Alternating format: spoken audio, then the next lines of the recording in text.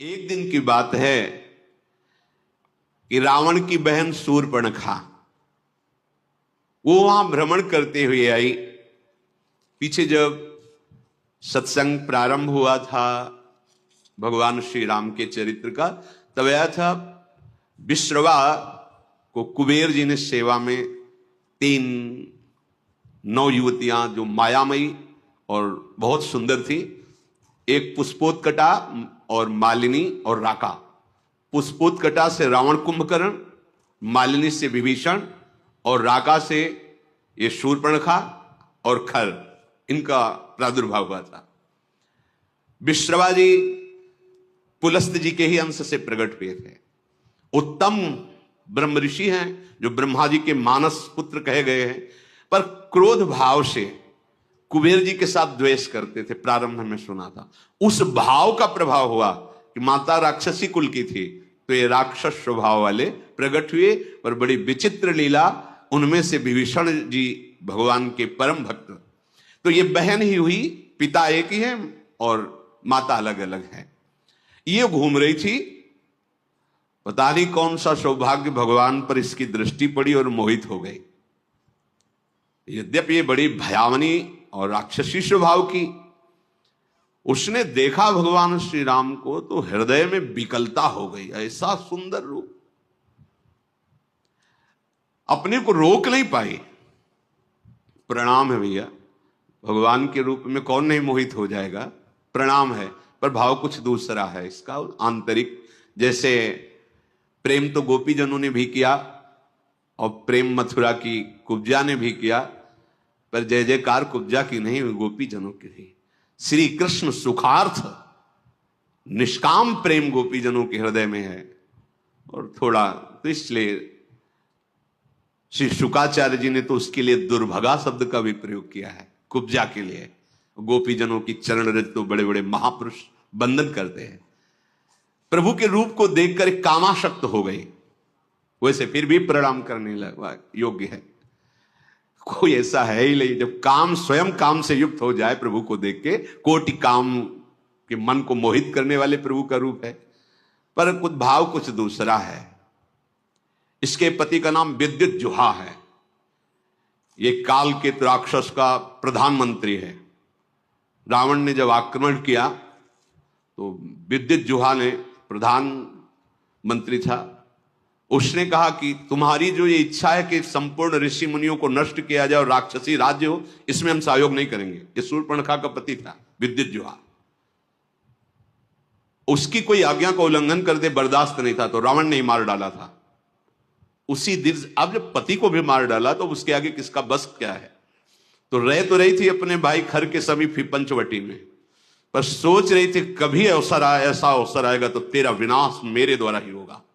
तूने मेरे पति को मारा। वो राक्षस तो था विद्युत जुहा, पर धर्मयुक्त था। वो कहता ऐसा नहीं, आप ऋषि मुनियों को मारे, राक्षस राज साबित करें, इस पे हम आपका सहयोग नहीं करेंगे। तो मार डाला उसने, क्योंकि जो अपने स्वार्थ में अंधे होते वो रिश्ते नातों का सम्मान नहीं करते। अब ये स्त्री शरीर में थी तो राक्षसी, पर मन मारे बैठी थी कि कोई हमें ऐसा। अब खर, दूषण, तीसरा, ये सब अनुगामी थे रावण के, रावण की आज्ञा पे चलते थे। तो सोचा कि अगर इनसे भी जरा बोलेंगे तो हमें मार डालेंगे। रावण का विरोध कोई कर दे ऐसा है ही नहीं। त्रिभुवन में कोई नहीं था कि उसके खिलाफ कोई बोल सके। अंदर ही अंदर सोच रही कभी तो अवसर मिलेगा, जीवन व्यतीत करूंगी, लेकिन जिस दिन अवसर मिलेगा इसका नाश करवाऊंगी। आज अजान बाहु भगवान को देखकर उसको और सुना था कि इन्होंने ही शुभा हो आदि काम, मारीच को एक बाण मारा था तो बिना फण का 400 कोस दूर गिरा था, 100 योजन दूर गिरा था। ताड़का का वध किया, विराध का वध किया। उसको पता था, समझ गई कि कोई साधारण बलि ताड़का को नहीं मार सकता था, सुबाहु को नहीं मार सकता था, विराध को नहीं मार सकता था। इसका मतलब है महाबली हैं। एक बार इनसे मिलके देखती है। तो प्रभु से कह रही तुम सम पुरुष, क्योंकि आपने भी निश्चय किया है, निश्चरहीन मह करूं भुज उठाए प्रणकीन। और मेरा भी आंतरिक निश्चय कि इसको बर्बाद करके छोड़ूंगी, जिसने हमारे सुहाग को उजाड़ा है। पर बोल नहीं सकती थी। सुंदर रूप धारण किया और भगवान के सामने गई और मुस्कुरा कर बोली, तुम सम पुरुष नमो सम नारी, यह संजोग विधि रचा बिचारी। आपके जैसा पुरुष नहीं, मेरी जैसी नारी नहीं, बड़ा सुंदर संजोग है, स्वीकार कर लो महाराज। मम अनुरूप पुरुष जग माही, देखूं खोजी लोक तिहु नाही। ताते अब लगी रहूं कुमारी, मनु माना कछु तुम्हीं निहारी। मेरे लायक तो आप ही हो, तीनों लोक में कोई नहीं है मेरी जोड़ का, ये रावण का विनाश का संकल्प कर सके। आपने भी किया है और मैंने भी किया है, बड़ी गूढ़ भाषा है। वैसे अब तक मैं कुमारी हूं, किसी का वरण नहीं किया, आप हमें स्वीकार कर लीजिए। तुमको देखकर मन मान गया है। भगवान सीता जी की तरफ देखे मुस्कुरा दिए। सीत ही चित ही कही प्रभु बाता, जैसे तुम कुमारी हो ना, आहै कुमार मोर लघु भ्राता। हमारे पास तो सीता जी है, ये कुमार हमारे लघु भ्राता लखनलाल, इनके पास जाओ, इनसे बात करो। ओ गई लक्ष्मण रिपु भगनी जानी, प्रभु बिलो की बोले मृदुबानी। सुंदरी सुन मैं इनकर दासा, पराधीन नहीं तोर सुपासा। प्रभु समर्थ कौशलपुर राजा, जो कछु करही इन्हीं सब छाजा। सुंदरी, मैं तो प्रभु का दास हूं, पराधीन हूं, मेरे द्वारा तुम्हें कभी सुख नहीं मिल सकता। एक कौशल नरेश भगवान श्री राम हैं, इनको सब कुछ फबता है। आप इन्हीं की चरण शरण में जाएं, क्योंकि सिद्धांत है सेवक सुख चाह मान भिखारी।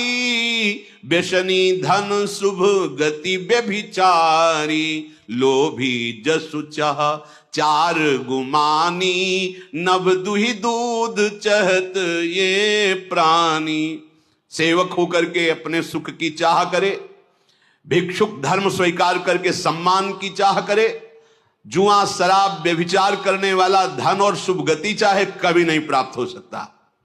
लोभी पुरुष अपना यश चाहे, अभिमानी पुरुष अर्थ धर्म काम मोक्ष चाहे, ये सब प्राणी आकाश को दूह कर दूध लेना चाहते हैं, अर्थात असंभव को संभव करना चाहते हैं।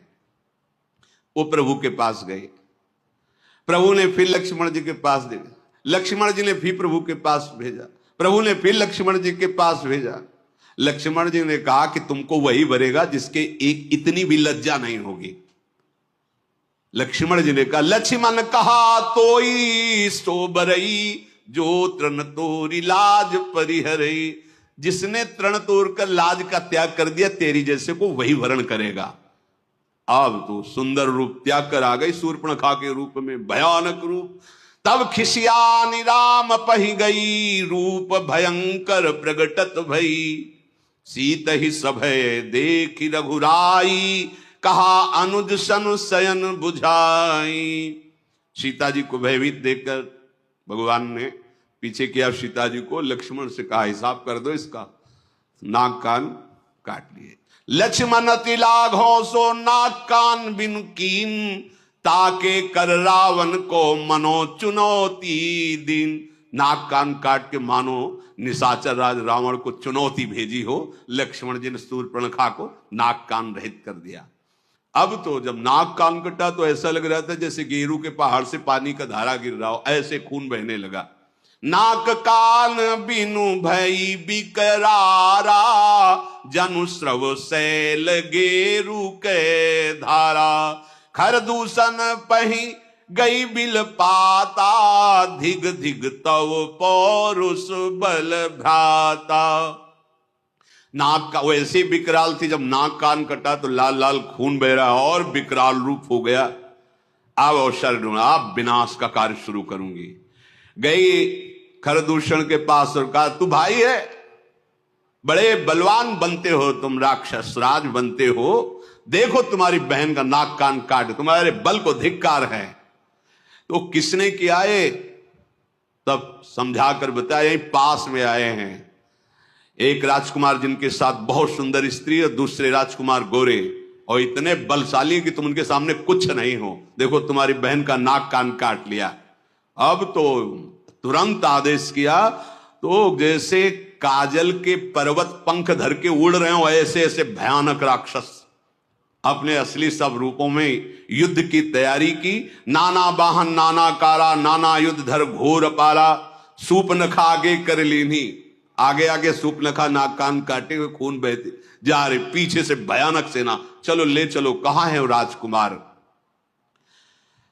अब तो मृत्यु के वशीभूत होकर ये सब खिंचे हुए चले जा रहे राक्षस, गरज रहे हैं, ललकार रहे हैं। कोई आकाश में उड़ रहा है, कोई बड़ी अपनी बलवीरता की डींगे हाँक रहा है। अरे कोई कहता जीते जी दोनों भाइयों को पकड़ लो, पकड़ के मार डालो, उसकी स्त्री को छीन लो। ऐसे आवाजें गूंज रही। भगवान ने धूल देखी, लक्ष्मण से कहा राक्षसों की भयानक सेना आ रही, तुम सियाजी को ले जाओ और कंदरा में गुफा में छुप करके रहो, सावधान रहना, बड़े मायावी राक्षस हैं ये। लक्ष्मण जी धनुष पर प्रत्यंचा चढ़ाकर बाण लिए हुए सीता जी को आगे करके गुफा में जाके सीता जी को विराजमान किया।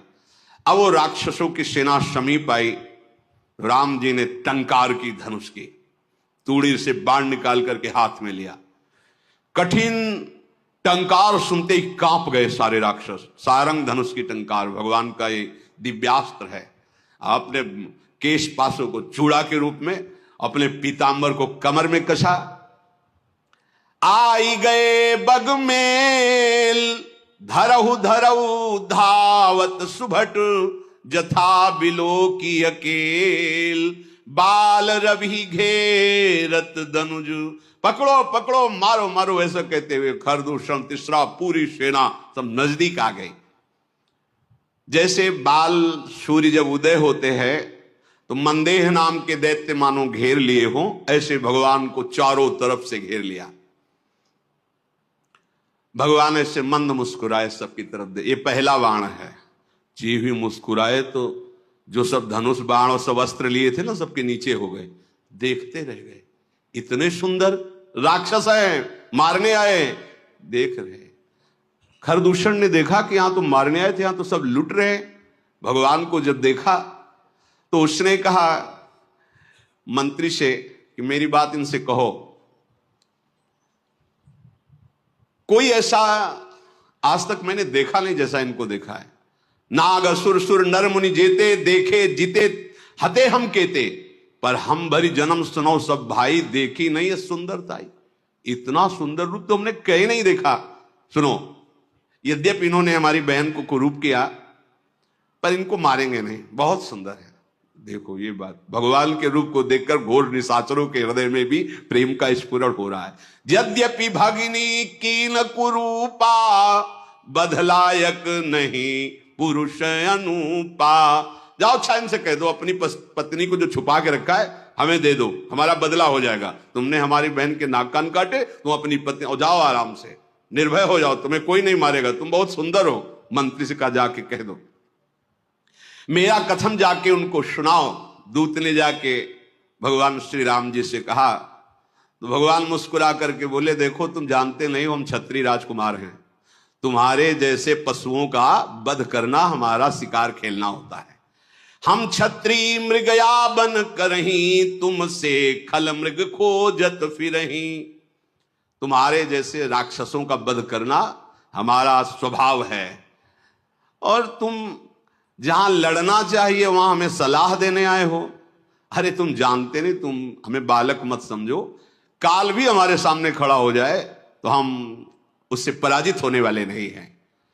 दैत्य कुल का नाश करना और मुनियों की रक्षा करना यह मेरा संकल्प है। तुम्हें हम बालक दिखाई दे रहे हैं, लेकिन दुष्टों को दंड देने के लिए संग्राम में आज तक कभी पीठ दिखाया हो रघुवंशियों ने, ऐसा प्रमाण नहीं मिला, और उसी वंश का मैं हूं। जाओ अपने स्वामी से कह दो, रण में ये मित्रता और कपट और चतुराई की बातें नहीं करते, युद्ध करना चाहिए। अगर तुम्हारे में सामर्थ्य नहीं तो भाग जाओ यहां से, अगर सामर्थ्य है तो युद्ध करो, ये सलाहें मत भेजो। ये जो ही बात कही तो जल गया खरदूषण। हमने तो इस पर दया की, ऐसा कटु भाषण करता है, तुरंत इसको मार डालो। अब योद्धा बाण धनुष तोमर शक्ति बर्छी कृपाण परिक कटार फरसा ये सब लेके राक्षस दौड़ पड़े, बड़े भयानक। सावधान होई धाये जान सबल आराती, लागे बरसन राम पर अस्त्र शस्त्र बहुभांति, तिनके आयुध तिलसम करिकाटे रघुबीर, तानि सरासन श्रवण लगी पुनि छाड़े निज तीर।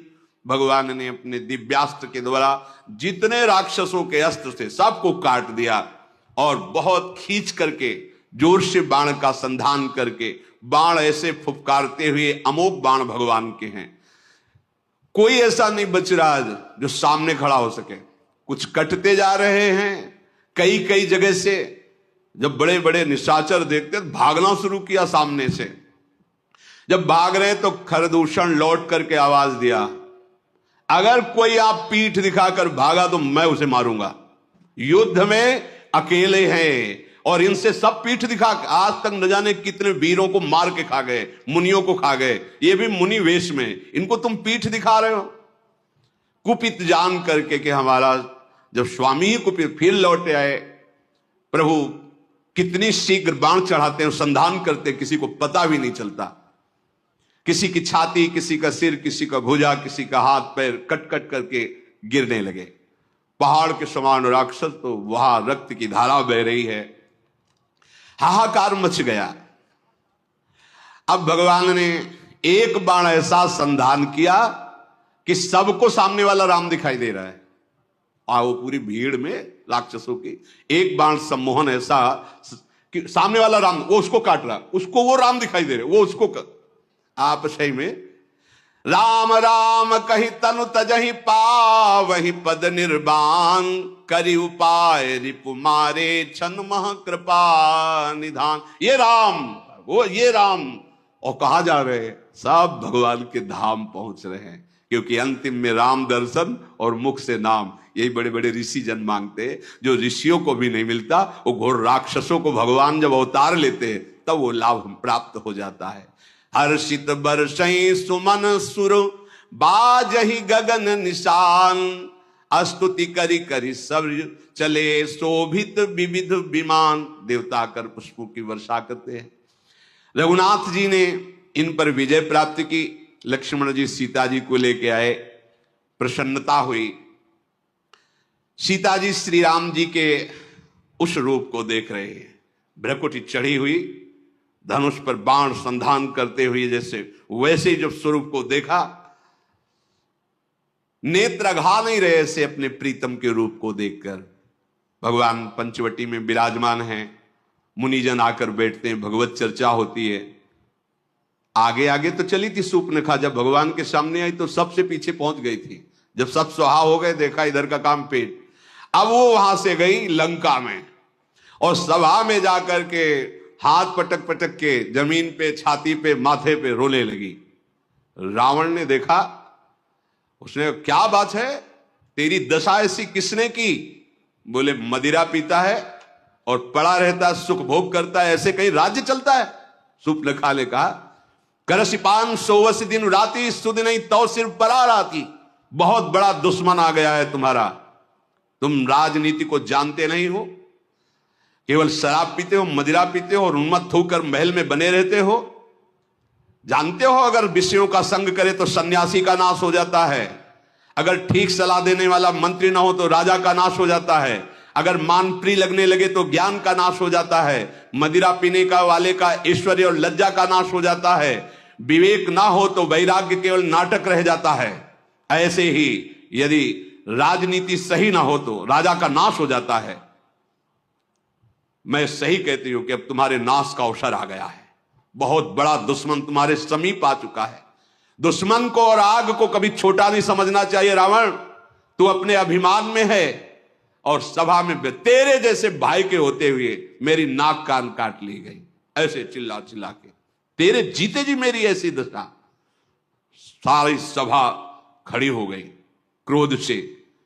शूर्पणखा बाह लंबी कर करके रावण से, तेरे जोश में चढ़ाए, अब तेरा विनाश होगा।